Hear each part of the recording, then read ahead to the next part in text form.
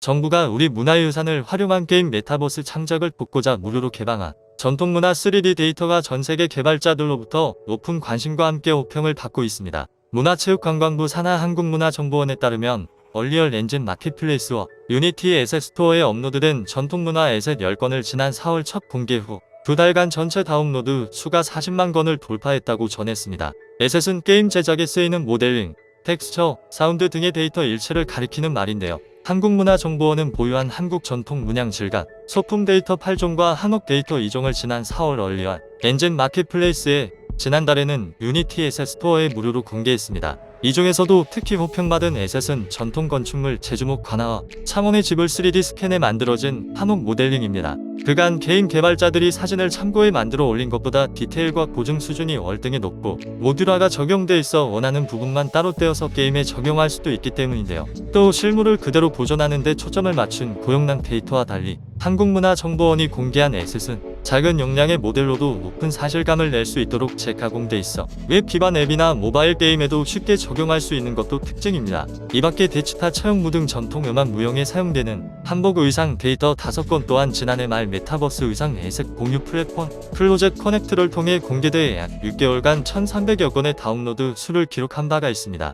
이에 한국문화정보원 관계자는 개발자나 기업이 주로 사용하는 에셋 스토어에서 40만 건이 다운로드 됐다는 점은 고무적으로 보고 있다며 연내 더 많은 전통 건축물과 한복 데이터를 선보이고 한국인의 얼굴을 소재로 한 메타휴먼도 제작해 공개할 계획이라고 말했습니다.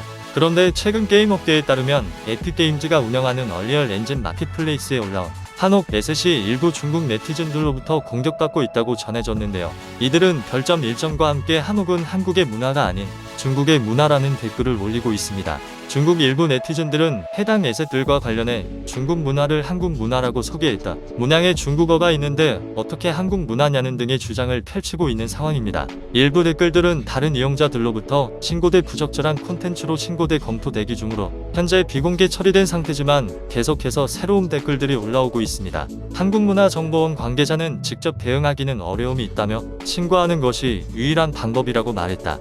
이어 신경 쓰지 않고 지속적으로 한국적인 콘텐츠를 만들어 개방할 예정이라고 밝혔는데요. 일부 중국 기업과 네티즌들이 한국 전통문화가 중국의 것이라고 주장한 것은 이번뿐만이 아닙니다. 지난달 25일 한국관광공사는 중국 공식 SNS 계정을 통해 중국인들에게 한국 여행 관광지로 250년 된 한옥을 추천했습니다. 그러자 다수의 중국 네티즌들은 한옥은 18세기 말인 청나라 시대 중국 민가의 문화를 차용해 만든 가옥이라며 한옥은 중국 고대 건축물에서 유래됐다라는 등의 원색적인 비난을 했습니다. 또 2020년에 중국 게임사인 페이퍼게임즈는 캐릭터 ODP기 게임 샤이닝 니키에 한국 출시 기념으로 한복을 추가했었습니다. 그러자 중국 온라인 상에서 한복이 아니라 중국 명나라 의상인 한푸라는 주장이 제기됐고 이에 페이퍼게임즈는 한복 의상을 삭제하고 공지사항을 통해 중국 네티즌의 주장을 옹호하는 공지글을 올렸었는데요. 결국 샤이닝 니키는 한국 게임 이용자들의 반발로 서비스 2달도 채 안 돼 한국 서버를 폐쇄했던 사건까지 있었습니다.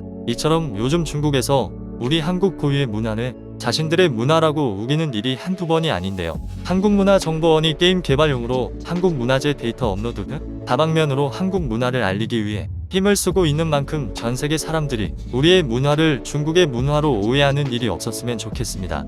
감사합니다.